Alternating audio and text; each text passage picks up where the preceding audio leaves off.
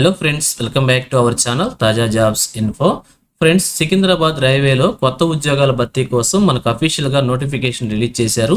ఈ నోటిఫికేషన్ ద్వారా group C మరియు గ్రూప్ డి అనేటువంటి ఉద్యోగాలను భర్తీ చేస్తున్నారు. సో డివిజన్స్ వారీగా కూడా ఉద్యోగాలను భర్తీ చేస్తున్నారు. క్లియర్గా చూసినట్లయితే ఇక్కడ మెన్షన్ చేసినటువంటి గుంటూరు, విజయవాడ, గుంతకల్, హైదరాబాద్, సికింద్రాబాద్, నాందేడ్ డివిజన్ల వారీగా కూడా ఖాళీలను మనకి చూపిస్తూ వాటన్నిటిని కూడా భర్తీ చేస్తున్నారు. భర్తీ చేస్తున్నటువంటి ఉద్యోగాలకి ఎటువంటి పరీక్షల కండక్ట్ చేయడం లేదు.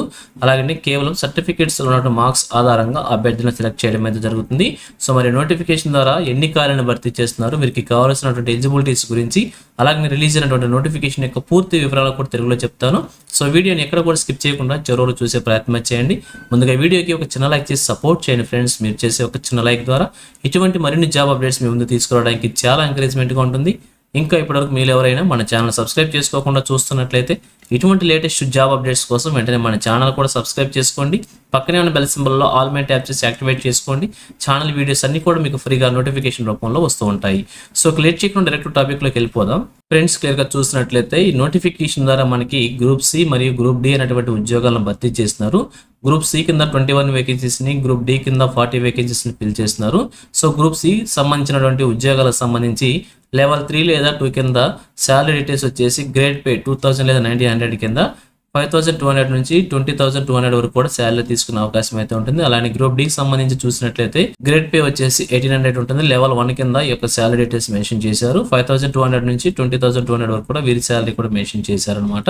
అలాగనే వేకెన్సీస్ కనుక మనం చూసినట్లయితే ఇక్కడ హెడ్ క్వార్టర్ సికింద్రాబాద్ కోటాలో కొన్ని ఉద్యోగాలను భర్తీ చేస్తున్నారు. గ్రూప్ సి ఉద్యోగాలను, గ్రూప్ డి ఉద్యోగాలను కూడా భర్తీ చేస్తున్నారు. అలాగే గ్రేడ్ పే వారీగా కూడా ఇక్కడ మెన్షన్ చేశారు. సో ఇక్కడ ఎస్సీఆర్ హెడ్ క్వార్టర్ సికింద్రాబాద్ కోటాలో గ్రూప్ సి ఉద్యోగాలకు సంబంధించి చూసినట్లయితే ఇక్కడ టోటల్గా 21 వేకెన్సీస్ని ఫిల్ చేస్తున్నారు. ఈ యొక్క ఉద్యోగాలకు సంబంధించిన రిక్రూట్మెంట్ ప్రాసెస్ అంతా కూడా ఎస్సీఆర్ హెడ్ క్వార్టర్ లెవెల్లోనే జరుగుతుంది. అలాగనే గ్రూప్ డికి సంబంధించి 10 వేకెన్సీస్ని ఫిల్ చేస్తున్నారు. అలాగనే ఇంకా డివిజన్స్ వారీగా కూడా వేకెన్సీస్ ప్రొవైడ్ చేశారు. సికింద్రాబాద్ డివిజన్లో 5 వేకెన్సీస్, హైదరాబాద్ డివిజన్లో 5 వేకెన్సీస్, విజయవాడ డివిజన్లో 5 వేకెన్సీస్, అలాగే గుంటూరు డివిజన్లో 5 వేకెన్సీస్, గుంతకల్ డివిజన్లో 5 వేకెన్సీస్, నాందేడ్ డివిజన్లో 5 వేకెన్సీస్ కూడా భర్తీ చేస్తున్నారు. ఈ విధంగా ఈ నోటిఫికేషన్ ద్వారా భర్తీ చేస్తున్న వేకెన్సీస్ అన్ని కూడా డివిజన్స్ వారీగా, హెడ్ క్వార్టర్స్ వారీగా గ్రూప్ సి, గ్రూప్ డి ఉద్యోగాలను సపరేట్ చేశారు. సో మీ డివిజన్లో మీకు ఎన్ని వేకెన్సీస్ ఉన్నాయో చెక్ చేసుకొని అప్లై చేసుకోవచ్చు. అలాగే ఇక ఏజ్ లిమిట్ కనుక చూసినట్లయితే మినిమం 18 ఇయర్స్ నుంచి మ్యాక్సిమం 25 ఇయర్స్ వరకు మెన్షన్ చేశారు. 1/1/2026 నాటికి ఒక ఏజ్ మనం క్యాలిక్యులేట్ చేసుకోవాల్సి ఉంటుంది. ఇక ఎటువంటి రిలాక్సేషన్స్ కూడా ఏ కేటగిరీ వరకు కూడా లేవని కూడా క్లియర్గా మెన్షన్ చేశారు. 18 to 25 ఇయర్స్ ఉన్నటువంటి అభ్యర్థులు మాత్రమే అప్లై చేసుకోవాల్సి ఉంటుంది. ఇక ఎడ్యుకేషన్ క్వాలిఫికేషన్స్ కనుక చూసినట్లయితే ఇక్కడ గ్రూప్ డి ఉద్యోగాలకు సంబంధించి 10th క్లాస్ అర్హత అడిగారు.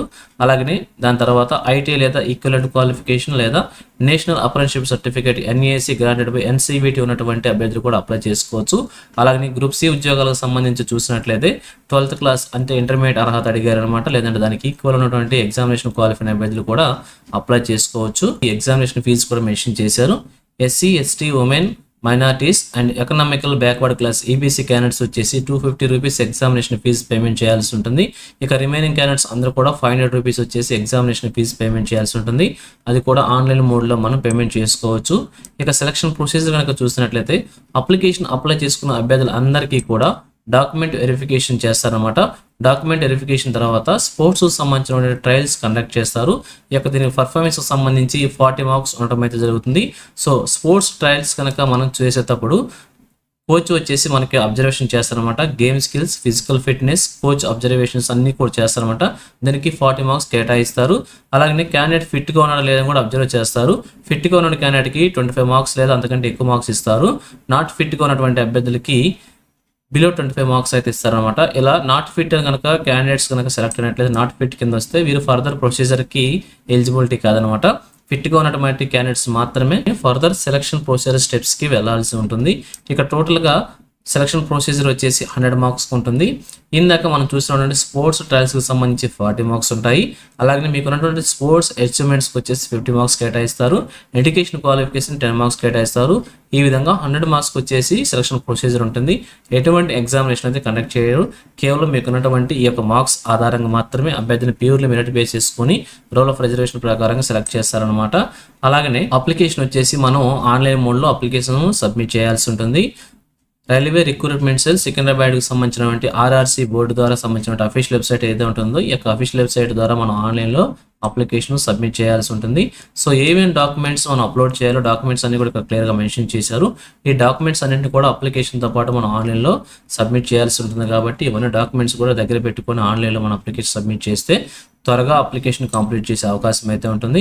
ఇక ఫైనల్గా చూసినట్లయితే ఈ నోటిఫికేషన్ వచ్చేసి మనకి సికింద్రాబాద్లో ఉన్నటువంటి సౌత్ సెంట్రల్ రైల్వేలో రైల్వే రిక్రూట్మెంట్ సెల్ RRC ద్వారా ఉద్యోగాలను భర్తీ చేస్తున్నారు. భర్తీ చేస్తున్న ఉద్యోగాలన్నీ కూడా స్పోర్ట్స్ కోటాలో భర్తీ చేస్తున్నారు. అప్లికేషన్ వచ్చేసి ఆన్లైన్లో సబ్మిట్ చేయాల్సి ఉంటుంది.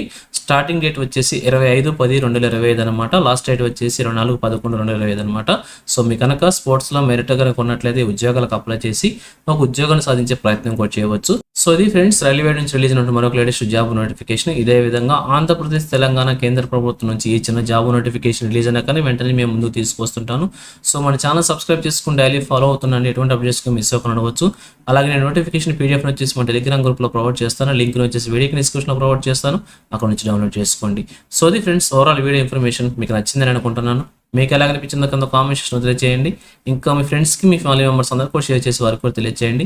సో ఇన్ఫర్మేషన్ కనుక మీకు నచ్చినట్లయితే తప్పకుండా ఒక చిన్న లైక్ చేయడం మాత్రం మర్చిపోవద్దు. Thank you friends for watching. మరొక లేటెస్ట్ వీడియో అయితే మేము ముందుకు వస్తాను. Have a nice day.